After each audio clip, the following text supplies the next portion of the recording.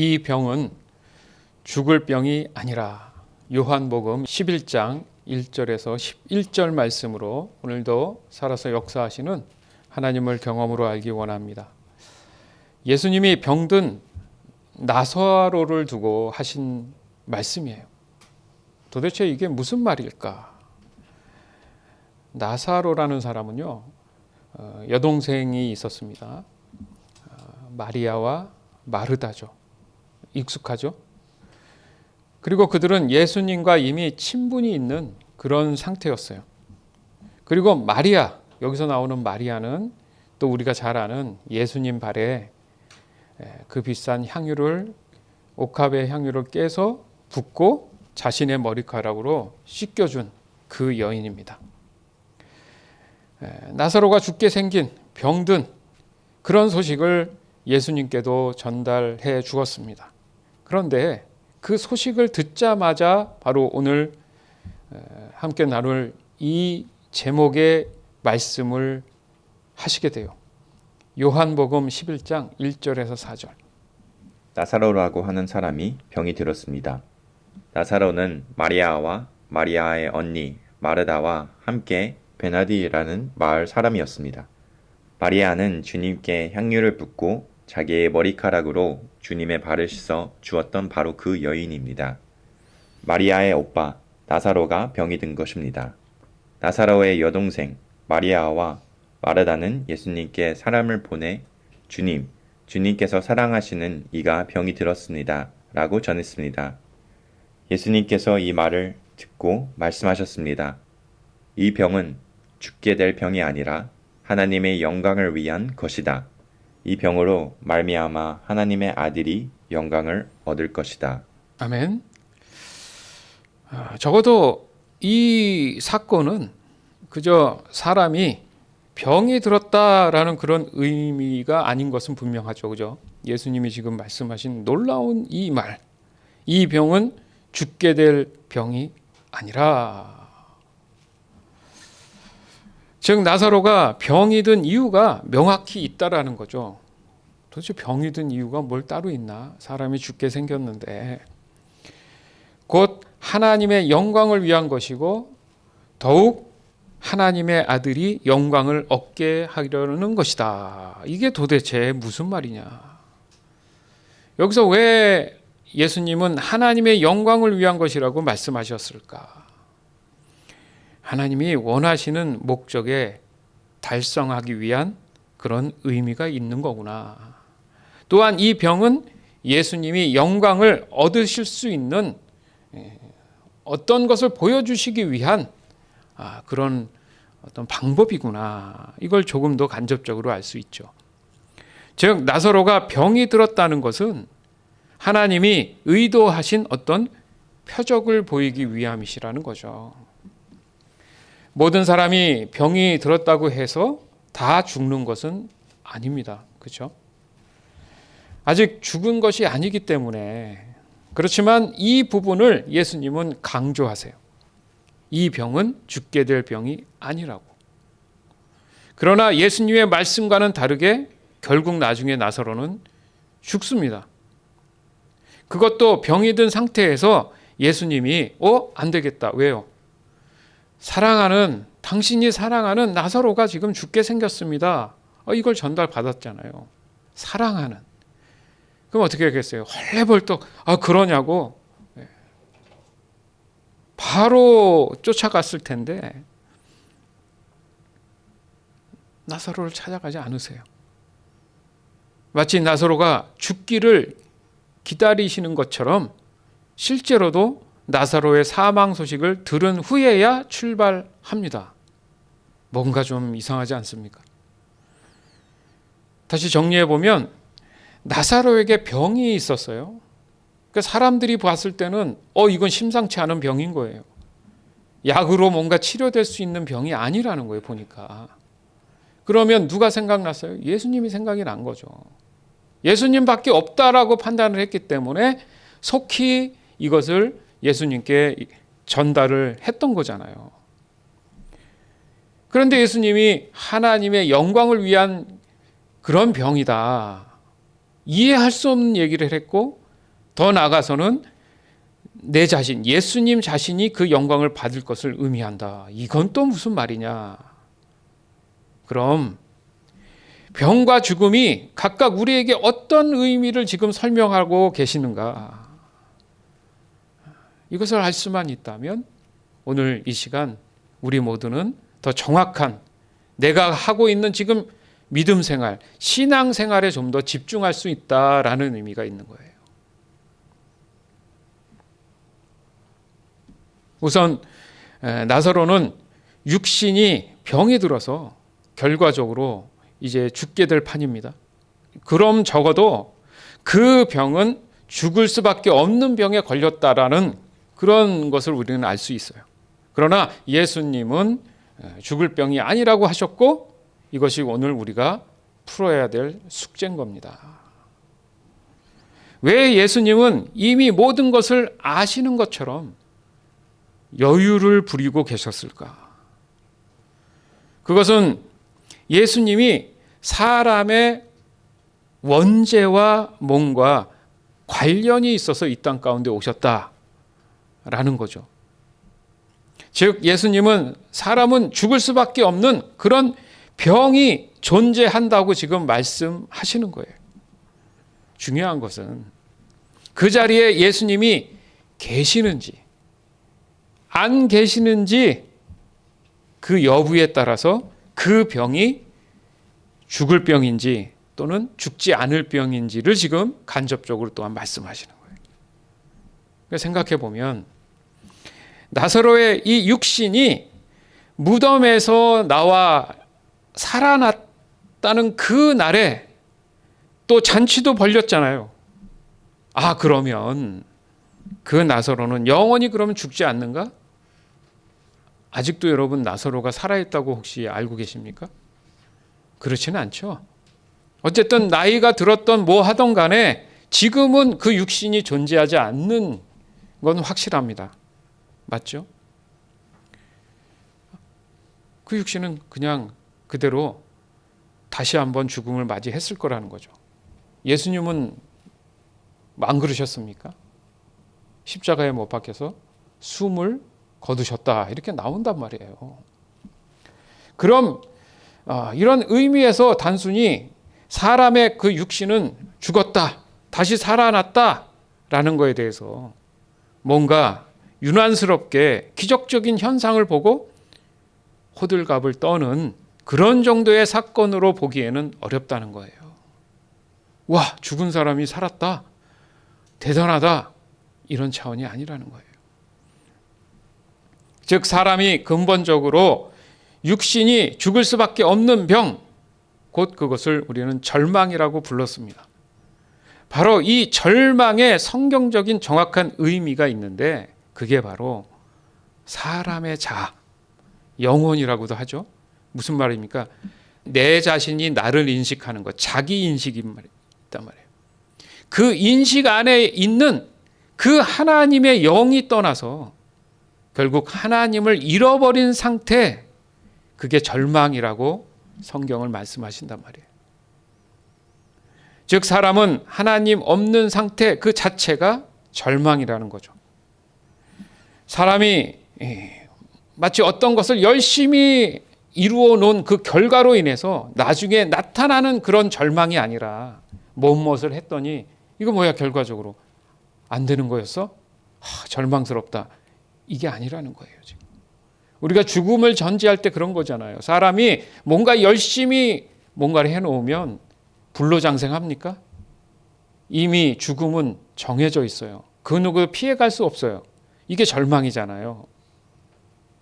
그 원인이 뭐냐 했을 때 그 영혼에서 하나님의 영이 떠난, 하나님을 잃어버린 상태이기 때문에 인간은 죽을 수밖에 없다. 그게 가장 허무하고 가장 절망적인 것이다. 그렇잖아요. 그렇게 사람은 태어납니다. 그러니까 이 말만 들어보면 너무 슬프지 않습니까? 뭐야, 그럼 사람은 뭐 어떻게 살아라는 얘기야. 근데요, 여러분, 이 말을 들었을 때 슬퍼야 정상이에요. 아이가 태어나자마자 서럽게 울듯이 도대체 또 난 왜 태어났을까? 이제 배고픔이 시작되고 험난한 삶을 살아가야 되는 자기 자신을 자기도 모르게 본능 속에서 울부짖잖아요. 그런 상태면 삶의 흥미를 느낄 수 있겠어요? 그런데 그게 어떡합니까? 그것이 죄된 사람으로서는 그게 지극히 자연스러운 일들이라고 하니까 성경은. 여러분, 이게 부정적인 말로 들립니까? 사실을 얘기할 때 그건 부정적이라고 하지 않잖아요. 있는 그대로 사실을 얘기하는 거는 나쁜 일이든 좋은 일이든 사실을 얘기하는 거기 때문에 그건 결코 부정적인 얘기가 될 수 없는 거죠. 즉 지금 우리가 살아가는 현실 그대로에 대한 정확한 정의를 얘기하는 것뿐이란 말이죠. 그런 의미에서 이 절망에서 벗어나 늘 마음에 소망이 넘치고 행복을 느끼며 살아갈 수 있는 유일한 방법이 그럼 뭐냐? 오늘 본문을 통해서 곧 나다. 바로 예수 그리스도다. 지금 이것을 설명하기 위한 거예요. 인간의 가장 큰 절망에서 벗어날 수 있는 그 진리가 여기 있다. 사실이 여기 있다. 여러분, 우리에게도 사랑하는 사람들이 존재합니다. 그러나 단순히 사랑한다는 그 의미가 내가 육신이 끝나는 그날 그 시점까지의 사랑이라면 여러분 진짜 목숨 걸고 사랑해야 되잖아요. 안 그래요? 그게 정해져 있다면 하루하루가 소중하고 매 순간이 소중한데 그래요 요즘? 과거에도 그랬고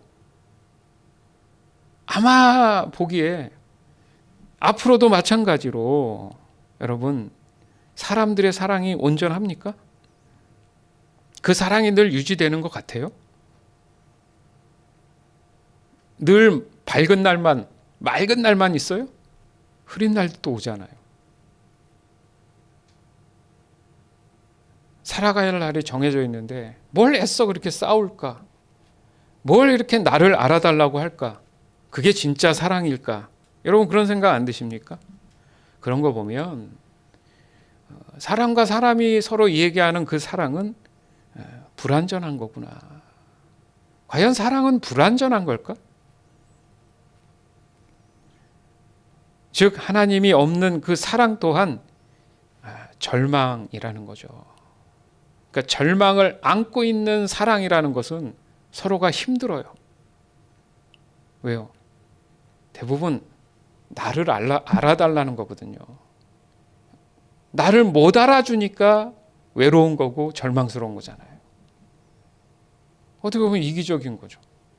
끝없는 당신을 알아주겠다라는 헌신을 한두 끝도 없이 퍼부어 주어도 어떤 때 단 하나의 오해만 생기더라도 그 사랑이 유지가 못 되는 경우가 우리의 현실이잖아요. 부정할 수 있어요? 그러니까 이게 부정할 일이 아니라는 거예요. 무슨 말입니까?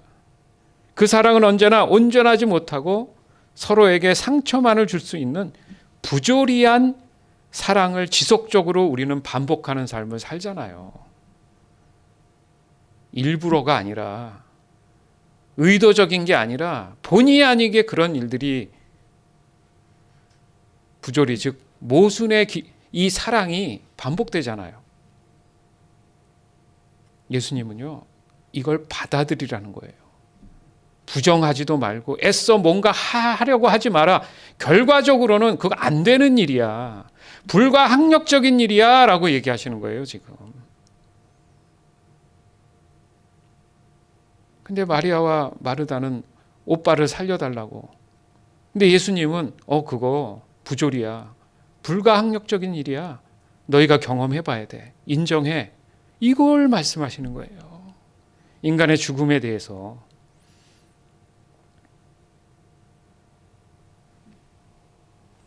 요한복음 11장 5절에서 11절.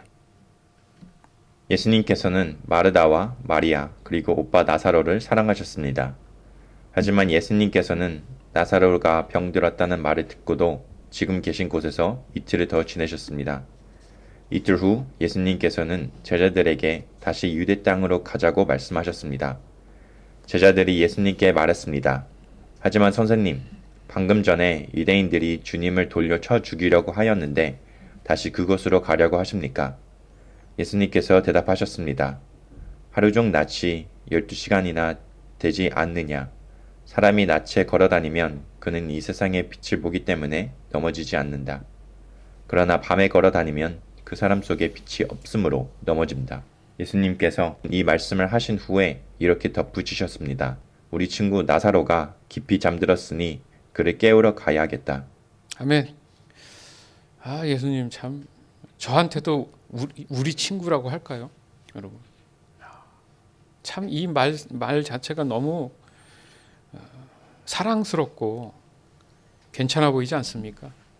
오늘 이 시간 나에게도 예수님이 내 친구야, 내 사랑하는 사람아, 이 얘기를 한마디 해주시는 게 얼마나 마음에 눈물 나도록 그 따뜻함이 느껴질까. 저는 이 말씀을 보면서 그런 느낌을 받았어요. 예수님은 그들 모두를 분명히 사랑하고 있었다는 걸 알 수 있습니다. 그냥 사랑한 게 아니죠. 그 사랑함에도 불구하고 왜 가지 않았을까? 진짜 사랑하는 게 무엇인지를 아는 게 사랑이구나. 당장 그냥 육신 고거만 살려주는 게 아니라 진심 그 영혼이 영생을 얻는 진정한 참 생명을 얻게끔 하는 것이 사랑이구나. 그거죠. 내가 사랑하는 사람 뭔가 이렇게 이벤트로 잘해주는 것도 좋은데 여러분 그거 한계가 있어요. 진심으로 마음을 다해서 사랑하는 사람이면 쓴소리도 할 줄 알아야 된다. 성경에 나오죠. 사랑하기 때문에. 그러니까 지적하는 거하고 다른 거예요. 그런 의미인 것 같아요. 하나님이 우리를 사랑하시는 게. 벌 주는 하나님이 아니라는 거죠. 아니요. 벌 받을 땐 받는 것. 그 받지만 그 벌에 대해서 하나님이 어떤 사랑을 갖고 있는지를 정확히 아는 사람이 진짜 하나님을 사랑하는 사람이죠. 그런 거 아닙니까? 그러니까 보면 지금 우리는 마리아도 알고 마르다의 성향도 알아요. 근데 나사로에 대한 얘기는 좀 없지만 그 두 여인이 성격이 다른 걸 알잖아요, 여러분. 그런데 중요한 건 예수님은 그 모든 성품을 포함해서 성향들을 포함해서 사랑하고 계신다는 거예요. 이게 교회 공동체 안으로 들어오면 다 삐쭈삐쭈 다 성격도 다르고 유난 떨고 뭐 이런 부분들 다 있어요. 근데 우리가 예수님 안에 있는 사람들이잖아요, 교회는. 예수님은 이런 사람들을 다 품고 계십니다. 마리아는 너무 예수님 옆에 붙어서 얄미울 수 있죠. 마르다는 굳은 일은 다 해요. 책임감이 넘쳐요. 예수님한테 한 소리 듣기도 합니다. 그런데도 예수님을 늘 찾아요. 예수님은 왜요? 마르다의 마음을 아는 거예요. 성향이 저래도 늘 예수님 곁에 있는 거죠. 그래서 에베소서에 보면 성령 안에서 사랑의 띠를 띠고 성도가 한마음 한뜻이 되라고 하는 겁니다. 서로를 위해 기도하고 걱정해주고 기뻐해주고. 그게 지금 예수님이 이들과의 관계를 간접적으로 우리에게 설명하시는 거예요. 말하자면 지금 이 예수님의 성도들이죠. 그 당시에. 맞죠? 진짜 성도. 이것은 적어도 그들과 예수님 사이에 평소에 친밀한 어떤 교제가 지속적으로 이루어지고 있다라는 것을 의미합니다. 이것이 바로 이 병은 죽을 병이 아니라라는 이 말씀의 의미에 대한 뭔가 조건같이 보이지 않습니까? 그럼에도 불구하고 예수님은 이틀이 더 지나도록 기다리십니다. 그리고 나서 3일째 되는 그 날에 이제 구체적으로 야, 우리 나사로한테 가자. 그렇게 얘기하신 것도 아니고 유대 땅에 가자 이렇게 얘기를 하세요. 또 중요하죠. 그러니까 말씀이 여러분 그 세월을 다 적지 못하잖아요. 요한복음 마지막 장에 보면 그 설명을 해요. 적을 게 너무 많은데 중요한 핵심만 지금 적은 거다 이렇게 요한이 설명합니다. 이 말씀 안에도 해필이면 왜 유대 땅에 가자 합니까? 베다니로 가자 뭐 이렇게 하면 되는데 바꿔 말하면 예수님이 지금 유대 땅에서 벗어나서 다른 곳에 머물고 있다라는 얘기를 우리가 추측할 수 있잖아요. 왜 이렇게 말씀하셨을까? 제자들이 그 말에 뒷받침해 주잖아요.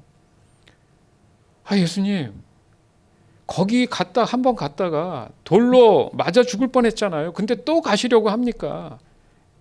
생각해 보면 제자들이 이제 그 나사로가 병이 들었다는 얘기 듣고 이틀 저렇게 기다리시는 거 보니까 갈등하고 계신 거 아니야?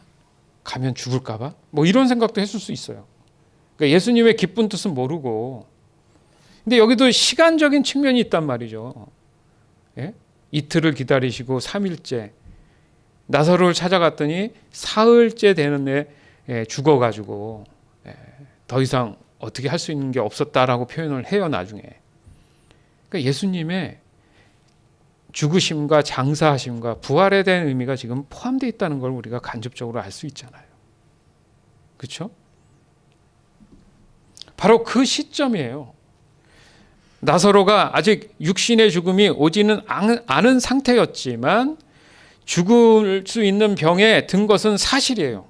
그럼에도 불구하고 죽음이 와야 본격적으로 예수님이 나설 수 있다라는 것을 우리가 알 수 있잖아요. 그렇죠? 바로 이게 간접적으로 알 수 있는 그런 부분에서 마리아가 이제 나사로가 이제 육신이 살고 잔치를 벌렸을 때 예수님 발에 향유를 붓고 머리카락으로 닦는 그 모습, 예수님께서 이것은 나의 장사를 보여주시는 거다. 이렇게 얘기를 또 같이 맞물려서 말씀하십니다. 결국 나사로의 전체적 이런 사건을 보면 예수님의 부활 또한 표적으로 지금 말씀하시는 것이 확실하다. 그럼 우리의 구원을 단순히 육신의 죽음을 면하기 위해서 이해해서는 안 되는구나. 그것을 예수님은 분명히 하신 겁니다. 왜요? 예수님 또한 성육신 하셨지만 육신은 버리셔야 했어요. 맞죠? 그러니까 결국 십자가의 죽으심, 그게 분명히 있어야지만이 죄에 대한 값을 치르는 의미가 있기 때문에 우리의 육신은 어떻게 해서는 살아서는 안 되는 겁니다. 조건이. 이미 육신은 저주를 받았어요. 결국은 죽어서 흙으로 돌아간다는 성경의 말씀처럼 그게 이제 자연스럽단 말이에요. 그러나 사람의 죽음은 그게 다가 아니라고 말씀하시는 겁니다. 그래서 그가 죽을 병은 아니다. 이 죽는다는 의미가 거기 그렇게 쓰인 게 아니에요. 우리 친구 나사로가 깊이 잠이 들었으니 그를 깨우러 가자. 자, 이것을 어떻게 설명할 것인가? 깊이 잠들었다. 여러분, 예수님이 빛으로 오셨다고 우리는 알고 있죠. 그러니까 예수님 자체가 빛이십니다. 빛 가운데 오셨죠. 그러니까 사람이 살아가는데 보면 모든 것이 빛으로 이루어져 있어요. 빛으로. 아시죠, 여러분? 저희 집 앞에 저녁 때 가끔 우리 강아지를 이렇게 나가서 산책시켜 이렇게 하늘을 보면요. 구름이 없는 하늘에는 별이 그렇게 여러분 반짝반짝하는 거 자세히 보신 적 있어요? 바쁘신데 여러분 그죠? 가끔씩. 그래도 이 애틀란타 하늘은 별이 잘 보입니다. 좀 이렇게 봐보세요. 별들이 너무너무 아름답고 마음도 편해져요. 여러분. 별이 어떻게 이렇게 반짝반짝하는지 모르겠어요. 가끔 비행기가 거기 옆을 지나가면 비슷하게 반짝거리는 거 보이죠? 예.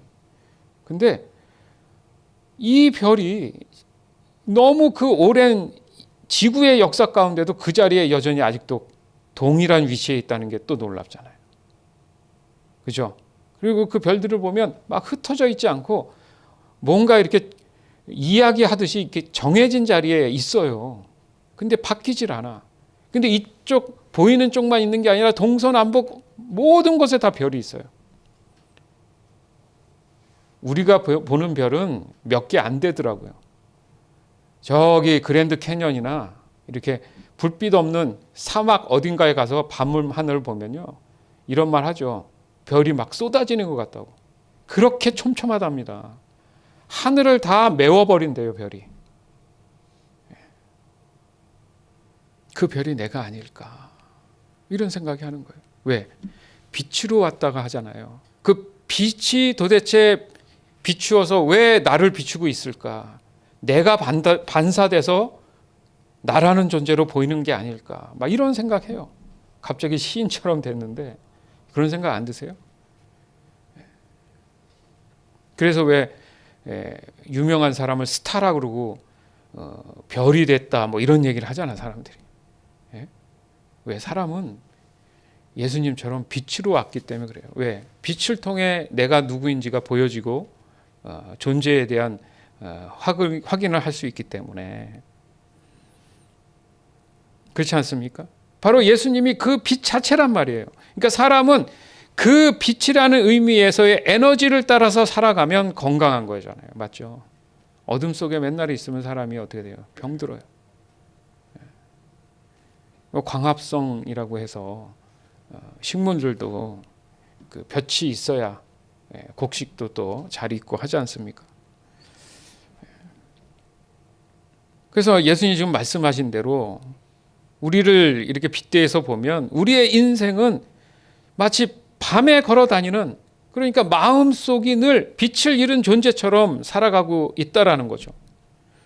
그러나 사람의 마음속에 빛 되시는 예수님이 다시 오신 거라면 그 오심을 통해 그 마음의 어둠인 죽음에 이르는 그 질병, 절망이 치유되고 회복될 수 있다라고 오늘 본문을 통해서 말씀하시는 거예요.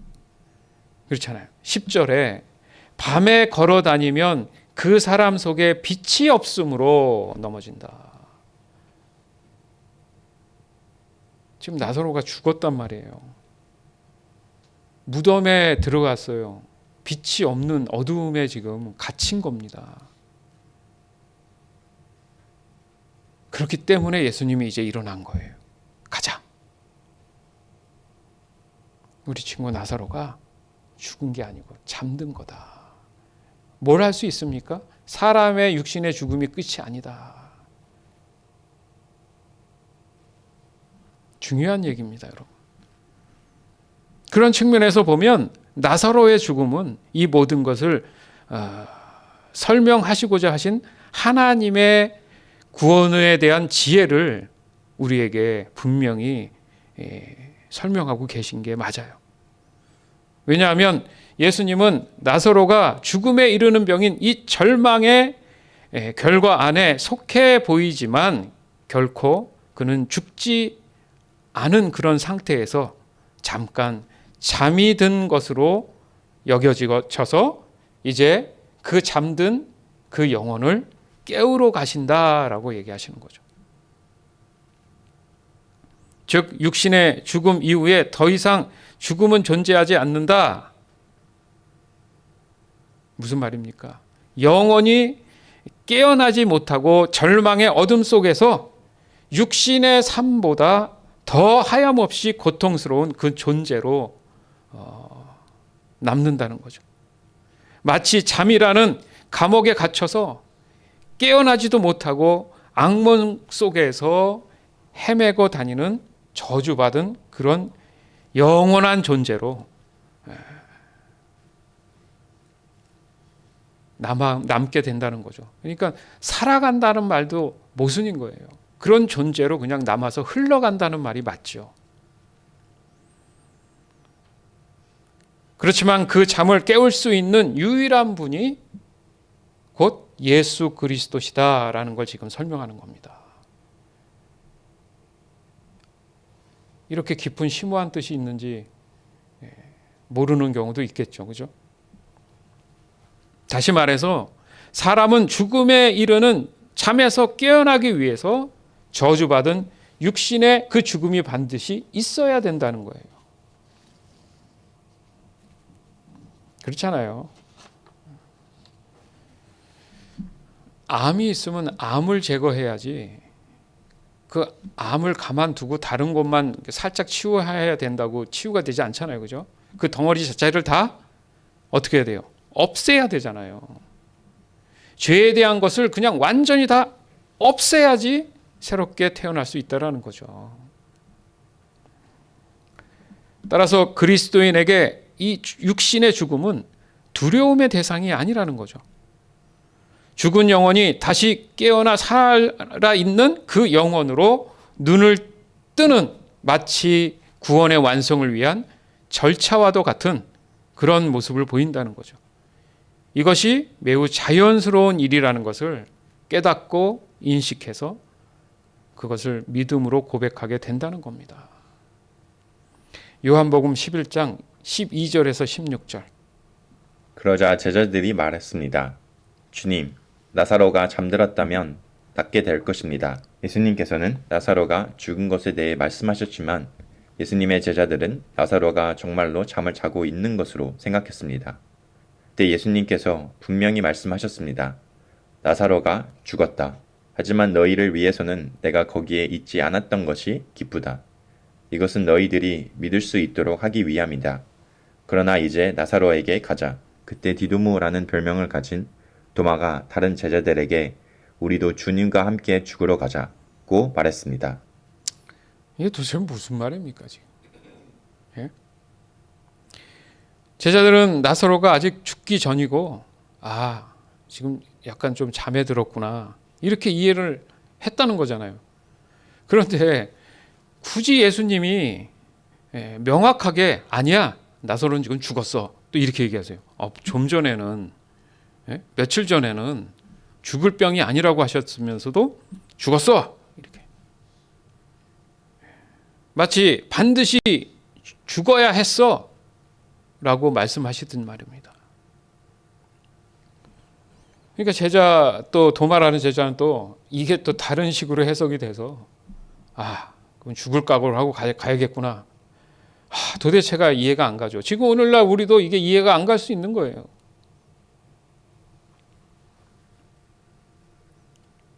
흥미로운 사실은 예수님이 직접 가신 게 아니지만 나사로가 죽었다는 것에 대한 상황을 이미 다 그 단계와 과정을 아시는 것처럼 얘기를 한다는 거죠. 그것에는 분명한 이유가 있었습니다. 예수님이 나사로가 죽었다. 15절에 보지만 하지만 너희를 위해서는 내가 거기에 있지 않는 것이 기쁘다. 제자들도 또한 생각하신 거죠. 왜냐하면 너희들이 믿을 수 있도록 하기 위한 거다. 너희들이 누구예요? 저와 여러분인 거예요. 이 사건을 보고 뭘 믿어야 될지를 알려주시는 겁니다. 결국 진짜 참 믿음에 대한 요구죠. 즉 육신의 죽음은 곧 사람의 원죄에 대한 그 죗값을 치르는 것이기 때문에 사람은 살아생전에 그 원죄에 대한 저주에서 벗어나야지만이 육신의 죽음 이후에 영원한 생명을 보장받게 되는 거구나. 아멘. 그 믿음의 대상은 말할 것도 없이 누구라고 하시는 거예요? 예수님이라, 예수 그리스도라는 거죠. 즉 나사로의 죽음과 관련해 되어서 거기에 개입하시고 중재하시고 영원한 죽음의 존재에서 영원한 생명의 존재로 변형을 일으킬 수 있는 분은 오직 예수 그리스도다. 즉 그 말씀을 하시는 거예요. 이보다 더 큰 증거가 어디 있겠습니까? 뭘 더 보여줘야 사람들이 믿을 수 있겠어요? 주 안에서 사랑하는 여러분, 그리스도인이 되었다는 것에 얼마나 감사한지 모릅니다. 여러분이 그리스도인이 됐다는 것을 얼마나 감사하고 계십니까? 얼마나 기뻐하고 계십니까? 얼마나 다행스럽게 생각하고 지내고 있습니까? 저주받은 세상에서의 삶에서 이제는 하나님 나라에 속한 사람으로 구별된 삶을 살아가고 있는 것이 저와 여러분이에요. 아멘. 저와 여러분은 육신의 죽음을 향해 흘러가고 있지만 이것은 영원히 죽을 존재로 남기기 위함이 아니라 영원히 살기 위한 존재로 남기 위해서 그 흐름을 우리가 타고 있는 거예요. 따라서 우린 세상에 속한 사람들이 아니며 세상의 지배를 받는 사람들이 아니라는 사실을 이 시간 믿음으로 담대하게 고백하시기 바랍니다.